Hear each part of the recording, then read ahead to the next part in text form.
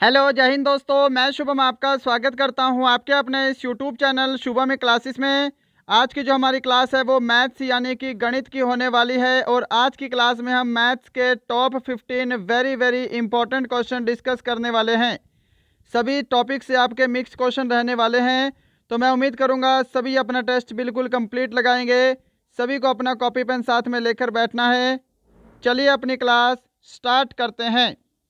और उससे पहले कल की क्लास में ये वाला प्रश्न आपको होमवर्क के लिए दिया था, तो पहले इसको डिस्कस करेंगे। कौन सी गैस फूलों का रंग उड़ा देती है? अगर आपने कल इसका ऑप्शन ए आंसर दिया था क्लोरीन, आप सभी का आंसर बिल्कुल करेक्ट है। चलिए बढ़ते हैं आज की क्लास की तरफ।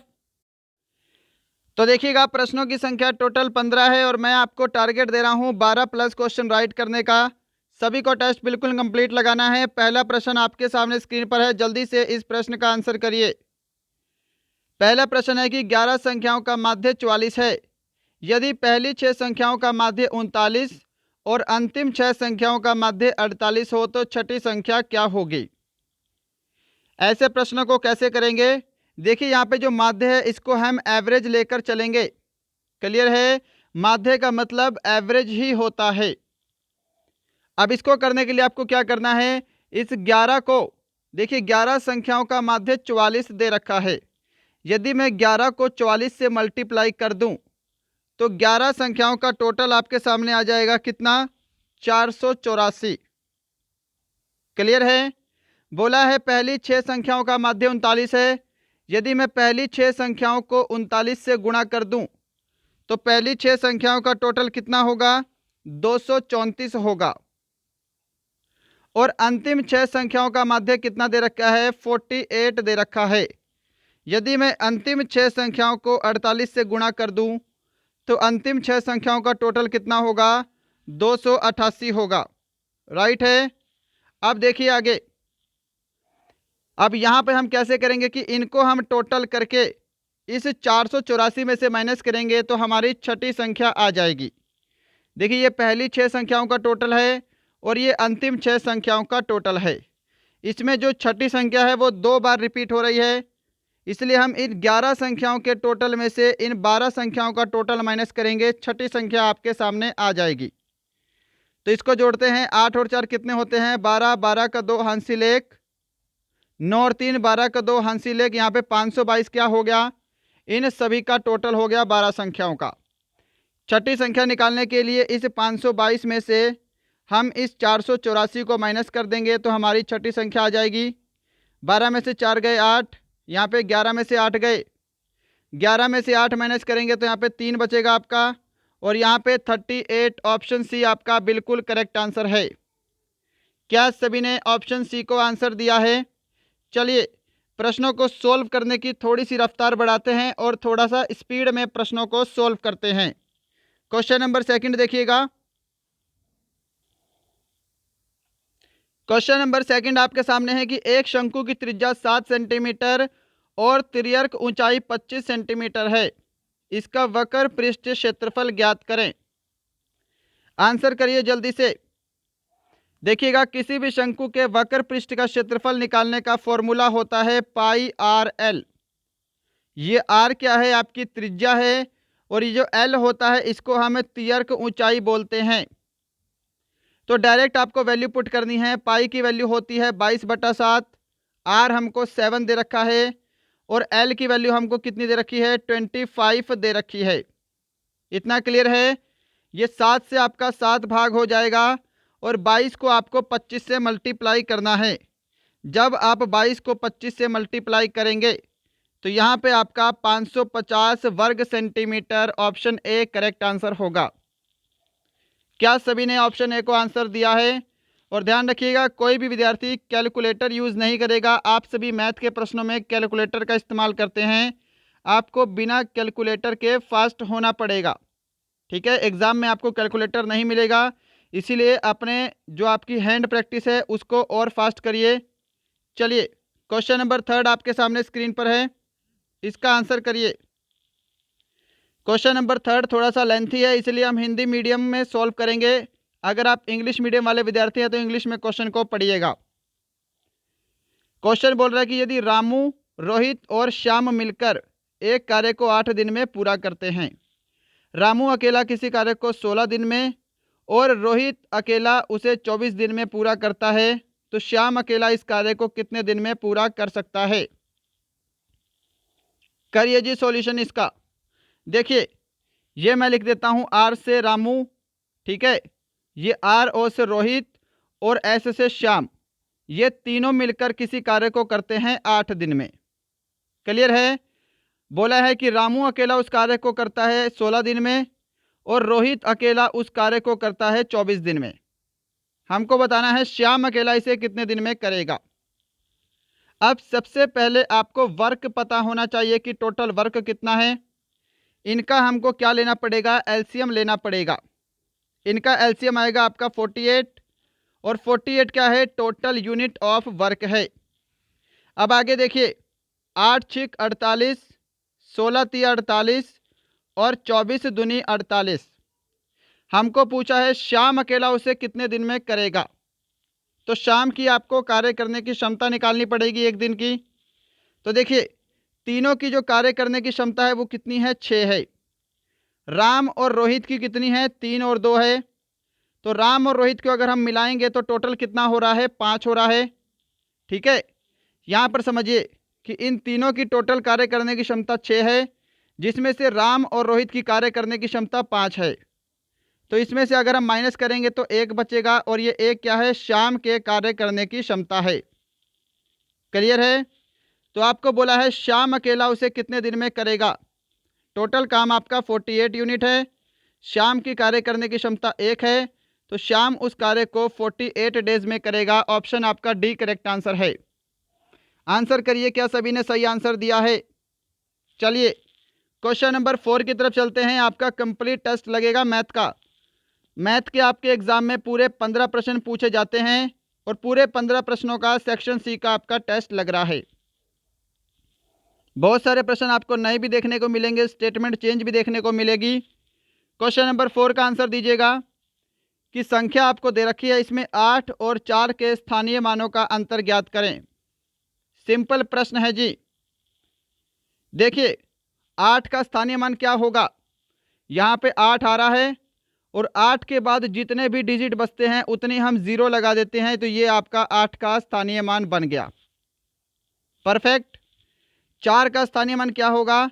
यहाँ पे 4 है, 4 के बाद 2 0 हैं, तो 4 का स्थानीय मान कितना हो जाएगा? 4 के बाद 2 0 लगा देंगे। इनका आपको अंतर बताना है। सीधा माइनस कर दीजिए, 0 से 0 कैंसिल। यहाँ पे 10 में से 4 गए, 6 9 7 7 9 6 0 0। ऑप्शन सी आपका करेक्ट आंसर है। क्वेश्चन नंबर 5 देखिए जी सामने स्क्रीन पर आपके। इसका आंसर कर दो जल्दी से कि 3000 का 2/3 भाग 1500 के 2/5 भाग से कितना अधिक है। सिंपल सा प्रश्न है और जल्दी से सॉल्व करना है। देखिए, पहले 3000 का 2/3 निकालिए। 3000 का 2/3 कितना होगा? यहाँ पे कैंसिल करेंगे तो 1000 आएगा। 3000 का 2/3 हो गया आपका 2000, राइट। 1500 का 2/5 निकालिए। 1500 का 2/5, 5 तिया 15, ये 300 और 1500 का 2/5 हो जाएगा 600। क्लियर है? आपको बताना है ये इससे कितना अधिक है। इन दोनों के बीच का अंतर कितने का है? दिखाई दे रहा है 1400 का अंतर है सीधा। ऑप्शन आपका बी करेक्ट आंसर है। क्लियर है सभी का? 6 नंबर क्वेश्चन देखिए जी सामने स्क्रीन पर आपके। इसका आंसर दीजिए। इसमें आपके गलती होने के चांस बहुत ज़्यादा हैं। प्रश्न देखिए, इसको मैं मैथ की फॉर्म में लिखता हूं पहले। ये आपका 1/25 रेशो 1/x है, बराबर ये आपका 1/x रेशो 1/625 है। क्लियर है? अब इसको आपको सॉल्व करना है। कैसे करोगे? देखिए, ये आपका जो रेशो वाला है, इनको हम आपस में क्रॉस मल्टीप्लाई कर सकते हैं। ध्यान रखिएगा, क्रॉस मल्टीप्लाई करने के बाद ये आपका कितना बनेगा? x/25 बनेगा। क्लियर है। यहाँ पे x चला जाएगा, यहाँ पे 25 हो जाएगा। तो यहाँ पर ध्यान से समझिए, यहाँ पे x रेशो 25 बनेगा और इसको हम क्या लिख सकते हैं, x अपॉन 25। इतना क्लियर। इज इक्वल टू, यहाँ पर भी आपस में क्रॉस मल्टीप्लाई हो जाएंगे, तो ये आपका कितना बनेगा, 625 अपॉन x बनेगा। अब इसको सॉल्व कर दीजिए जल्दी से। यहाँ पर फर्दर आपका क्रॉस मल्टीप्लाई होगा, क्योंकि बीच में क्या है, इक्वल का साइन है, तो इनको फिर से हम क्रॉस मल्टीप्लाई करेंगे।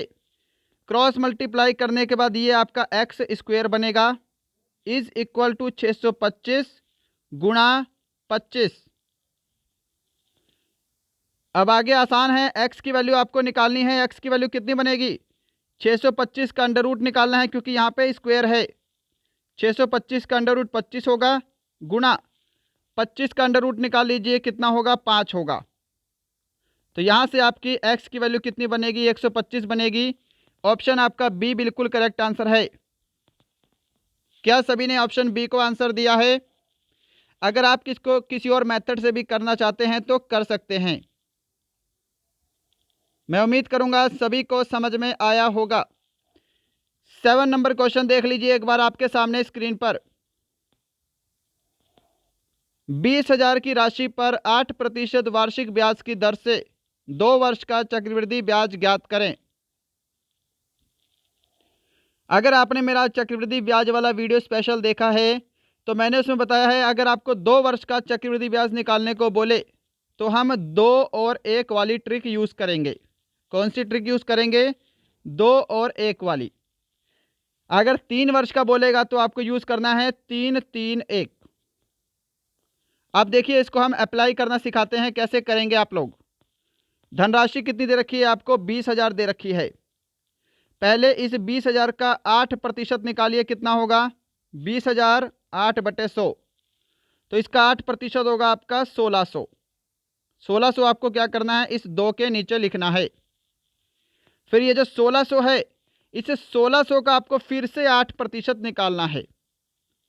तो 1600 का अगर मैं फिर से 8% निकालूंगा तो कितना बनेगा, 16 को 8 से मल्टीप्लाई करने पर कितना बनेगा जी, 128 बनेगा। तो यहाँ पे 128 इसके नीचे लिखना है। अब इनका काम खत्म। अब देखिए, इनको आपस में मल्टीप्लाई करके आपको जोड़ना है। 1600 को 2 से मल्टीप्लाई करेंगे तो 3200 बनेगा, प्लस 128 को 1 से मल्टीप्लाई करेंगे तो 128 ही रहेगा। अब इसको अगर हम सोल्व करते हैं तो ये आपका बनेगा, ये आपका 3 3 2 8। ऑप्शन आपका बी बिल्कुल करेक्ट आंसर है। क्या सभी ने ऑप्शन बी को आंसर दिया है? आप चाहो तो इसका बेसिक फॉर्मूला लगाकर भी क्वेश्चन को सॉल्व कर सकते हैं। क्लियर है? हाँ जी, सभी का क्लियर है ना। 3200 में आपको 128 जोड़ना है और 3 3 2 8 आपका राइट आंसर है। क्वेश्चन नंबर 8 देखिए सामने स्क्रीन पर। आज प्रश्नों का लेवल ठीक ठाक है। मैं उम्मीद करूंगा आपको सब कुछ पसंद आ रहा होगा, कुछ नया चेंजेस भी देखने को मिल रहा होगा। क्वेश्चन नंबर 8 का आंसर करिए। कैसे करोगे इस प्रश्न को? यहाँ पे आपको माध्यिका निकालनी है, और माध्यिका कैसे निकालते हैं, ये क्वेश्चन एग्जाम में आ चुका है आपके माध्यिका वाला। माध्यिका होती है कि प्रश्नों को जो आपको सीरीज दे रखी है, इसको पहले हम क्या करते हैं, बढ़ते क्रम में लिखते हैं। यानी कि पहले छोटी संख्या, फिर उससे बड़ी संख्या, फिर उससे बड़ी संख्या, फिर उससे बड़ी संख्या, ऐसे हम इनको लाइन वाइज लगाते हैं। राइट। तो पहले हम इसको अरेंज कर लेते हैं असेंडिंग ऑर्डर में। सबसे छोटी संख्या इसमें 7 है, फिर आपकी अगली संख्या 8 है, फिर आपकी 11 है, फिर 12 है, फिर 13 है, फिर 14 है, फिर 15 है और लास्ट में आपकी 20 है। इतना क्लियर है सभी को? अब यहाँ पर आगे देखिए, माध्यिका क्या होती है, जो बीच वाली संख्या होगी वो आपकी माध्यिका होगी, इनको असेंडिंग ऑर्डर में लगाने के बाद। परंतु यहाँ पर मैं क्या देख रहा हूँ, देखिए ये 3 संख्या हमने इधर निकाल दी, 3 संख्या इधर निकाल दी, बीच में आपकी कोई भी संख्या नहीं आ रही हैं। बीच में आपकी ये 2 संख्याएं आएंगी अब। क्लियर है? तो जब भी बीच में आपकी कोई 2 संख्या आए आपको क्या करना है, इन दोनों को जोड़कर 2 से भाग कर देना है। 12 और 13 का टोटल होगा 25 और 2 से भाग करेंगे तो ये आपका बनेगा 12.5। ऑप्शन आपका सी करेक्ट आंसर है। इतना क्लियर है। अब यहाँ पर मैं थोड़ा सा और इसको क्लैरिफाई करता हूँ। देखिए, मान लीजिए यहाँ पे एक संख्या और होती 6, तो अब टोटल कितनी संख्याएं हैं, 1 2 3 4 5 6 7 8 9, 9 संख्याएं हैं ना टोटल। अब इसमें क्या होगा, 4 संख्याएं आपने इस साइड निकाल दी, 4 संख्याएं आपकी इस साइड निकल गई। अब बीच में केवल एक ही संख्या बची है 12, तो ये आपकी डायरेक्ट माध्यिका होगी। क्लियर है। परंतु पहले क्या था कि यहाँ पे आपकी टोटल 8 संख्याएं थी, तो 8 संख्या में आपकी कोई भी एक बीच वाली वैल्यू नहीं निकल रही थी, इसलिए हम बीच वाली 2 वैल्यू को लेकर आपस में जोड़कर 2 से भाग कर देते हैं। क्वेश्चन नंबर 9 देखिए।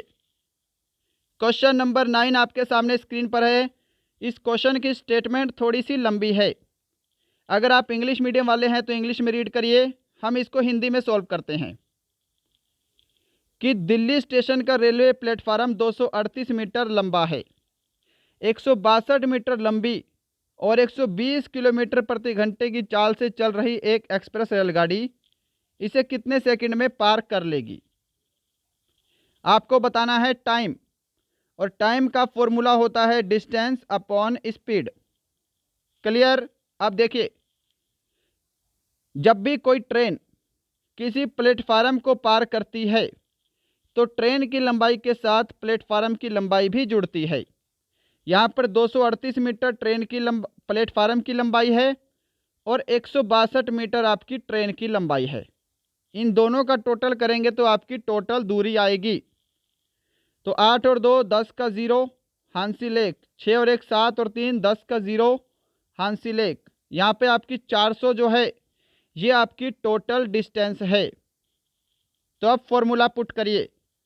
टोटल डिस्टेंस आपका 400 मीटर, स्पीड दे रखी है 120 किलोमीटर प्रति घंटा, परंतु आपका आंसर जो है वो किस में है, सेकंड में है।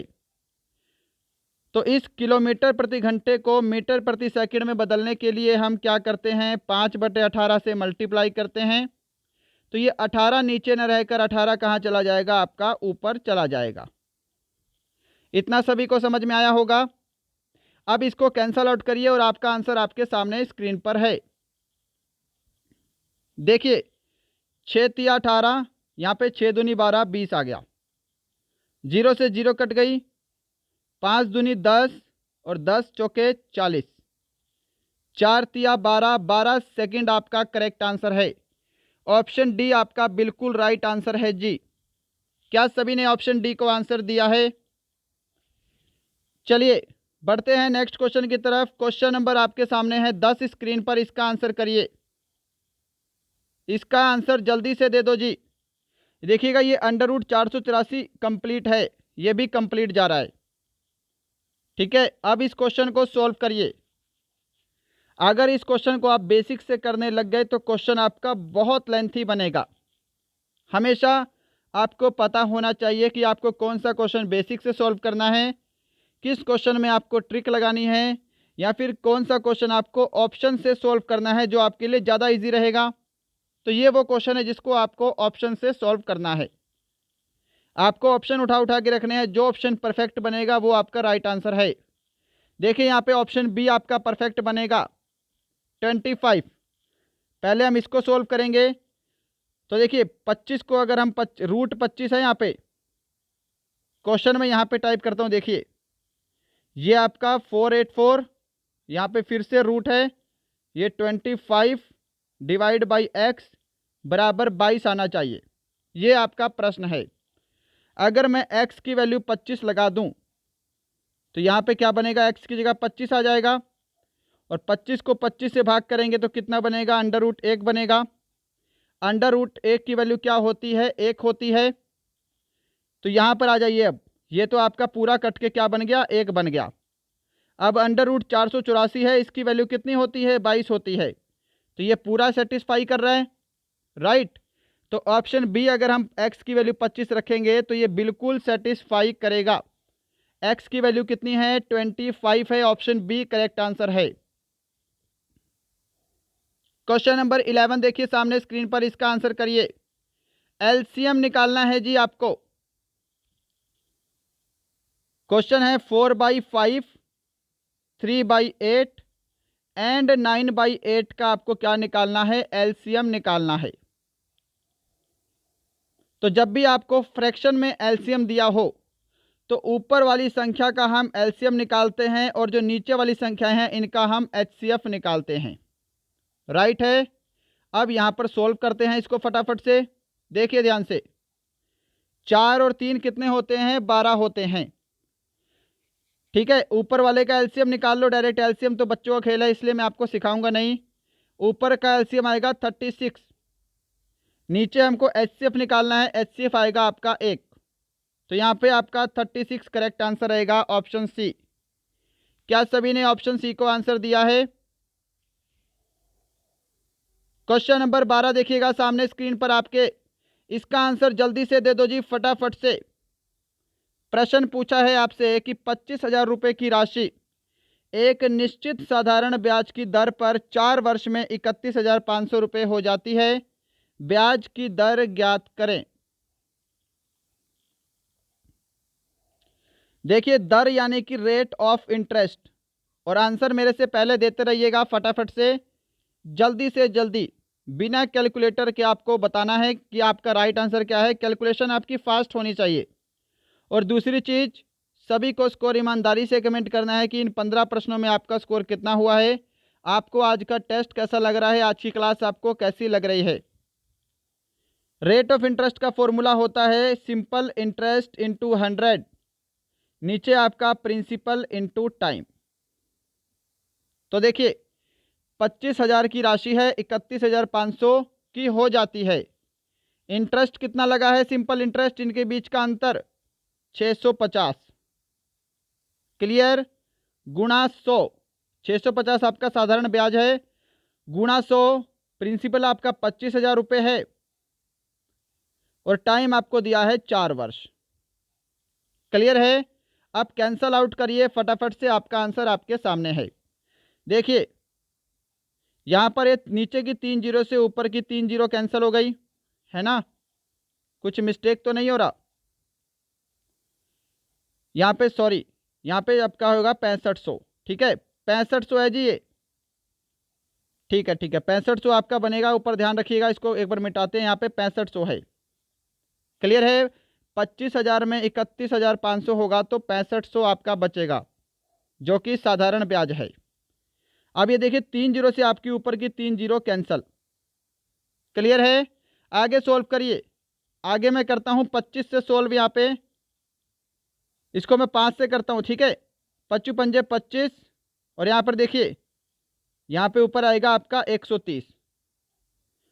फिर आगे मैं 5 से कर देता हूँ। 5 एकम 5, यहाँ पे 5 दूनी 10, 5 छिके 30, 26/4 है। आगे सोल्व करिए, इसको क्या बनेगा? 4 छिके 24, और यहाँ पे 4 पंजे 20, 6.5% आपका बिल्कुल करेक्ट आंसर है। क्या सभी ने ऑप्शन सी को आंसर दिया है? ऑप्शन सी, क्या सभी ने आंसर दिया है? ऑप्शन सी आपका बिल्कुल करेक्ट आंसर है। चलिए बढ़ते हैं नेक्स्ट पे। क्वेश्चन नंबर आपके सामने 13 स्क्रीन पर। एलसीएम निकालना है जी इसका। सिंपल सा प्रश्न है, इसको कर देना। देखिए आपको रकम लंबी लग रही है देखने में, बड़ी बड़ी, तो आप सोच रहे होंगे इसका एलसीएम भी बहुत ही लंबा निकलेगा, काफ़ी आपको काम करना पड़ेगा एलसीएम के लिए। पर मैं आपको एक ट्रिक बता दूं तो कैसा रहेगा। देखिए ये संख्या आपको 56 दे रखी है, ये संख्या आपको 84 दे रखी है। अगर एलसीएम निकालने को बोले तो एलसीएम ध्यान रखिएगा, या तो ये बड़ी वाली संख्या होगी इनमें, या फिर इसका कोई मल्टीपल होगा।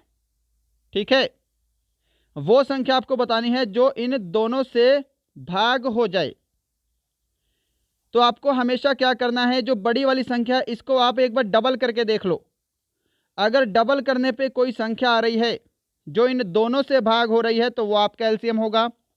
अगर डबल करने से आंसर नहीं आएगा तो इसको 3 गुना कर लो, तब भी नहीं बन रहा है तो 4 गुना कर लो। आप ऐसे करके एलसीएम निकाल सकते हो अगर आपको बड़ी बड़ी संख्याएं दे रखी हैं तो। ठीक है, अब देखिए यहाँ पे ध्यान से 84 को 2 से मल्टीप्लाई करेंगे तो कितना बनेगा, 4 दूनी 8, 8 दूनी 16, 168 बन रहा है। अब 168 तो 84 से भाग हो रहा है क्योंकि हमने इसी को 2 गुना किया है। क्या 168 56 से भी भाग हो रहा है? अगर हो रहा है तो 168 आपका एलसीएम होगा। 56 को 3 से गुणा करते हैं तो 6 3 18 का 8, हांसी लेख। तो यहाँ पे 168 56 से भी भाग हो रहा है, 84 से भी भाग हो रहा है, 168 आपका एलसीएम है, ऑप्शन ए। क्या समझ पा रहे हो मैंने क्या समझाया है? कि जब भी ऐसे आपको बड़ी बड़ी संख्याएं दी हो और एलसीएम निकालने को बोले तो जो भी सबसे बड़ी संख्या होगी सीरीज में, या तो आपका वही एलसीएम होगा, उसको चेक करिए कि क्या वो सभी संख्याओं से भाग हो रही है। अगर नहीं हो रही तो बड़ी संख्या को आप 2 गुना कर लीजिए, ठीक है।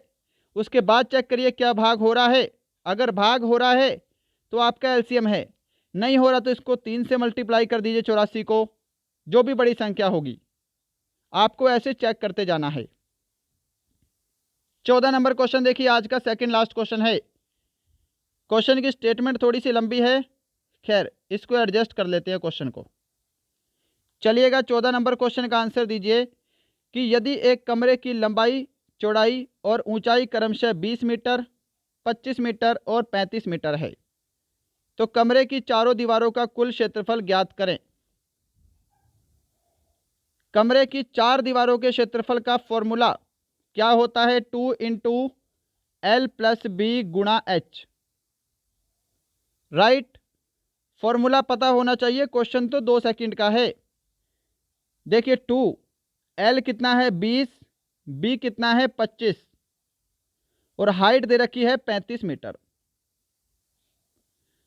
अब देखिए 25 और 20 को जोड़ेंगे तो कितना बनेगा, 45 बनेगा। 45 में 2 को गुणा करेंगे तो 90 बनेगा और 90 को फिर आगे आपको 35 से भी गुणा करना पड़ेगा। तो करिए, 5 नीम 45 का 5 हासिल 4, 9 27, 27 और 4 कितने हो गए 31, 3150 आपका आंसर होगा। क्या सभी ने ऑप्शन बी को आंसर दिया है? 3150 वर्ग मीटर। हाँ जी, 3150 वर्ग मीटर आपका बिल्कुल परफेक्ट आंसर है। चलिएगा क्वेश्चन नंबर 15 की तरफ। आज का लास्ट क्वेश्चन है जी आपके सामने स्क्रीन पर। कमेंट करके सभी को ज़रूर बताना है आज की क्लास कैसी लगी। आज प्रश्नों का जो कलेक्शन था, जो क्वालिटी थी, वो आपको कैसी लगी, इसका आंसर दे दो। उसके बाद आज आपकी छुट्टी है। एक चतुर्भुज के कोणों का अनुपात 5:8:10:13 है तो सबसे छोटा कोण ज्ञात करें। देखिए ध्यान से, चतुर्भुज के चारों कोणों का योग कितना होता है? 360 डिग्री होता है। तो यहाँ पर जो चारों अनुपात है इनका भी टोटल कर लो, कितना बन रहा है? 8 और 5 13, 13 13 26, 26 और 10 36। तो रेशो में टोटल 36 है, एक्चुअल में टोटल कितना है? 360 डिग्री है। समझ पा रहे हो? तो यहाँ से अगर मैं कैंसिल करूंगा तो एक रेशो की वैल्यू कितनी बनेगी? 10 डिग्री बनेगी। सबसे छोटा कोण आपको बताना है। सबसे छोटा रेशो देख लो कौन सा है? 5 है। अगर एक रेशो की वैल्यू 10 डिग्री है तो 5 रेशो की वैल्यू 10 गुणा 5 कर लीजिए, 50 डिग्री आपका करेक्ट आंसर रहेगा, ऑप्शन डी। अगर आप सभी ने ऑप्शन डी को आंसर दिया है, आपका आंसर राइट है। तो दोस्तों ये थे आपके आज के टॉप 15 मैथ के मिक्स प्रश्नों का टेस्ट, सेक्शन सी। बताइएगा आज का टेस्ट कैसा लगा, आज के प्रश्न आपको कैसे लगे, आज आपके इन 15 प्रश्नों में से कितने प्रश्न सही हुए हैं। हमारे चैनल को इतना लाइक, इतना शेयर, इतना सब्सक्राइब करने के लिए आप सभी का बहुत बहुत धन्यवाद। चलिए मिलते हैं कल, तब तक के लिए जय हिंद, जय भारत।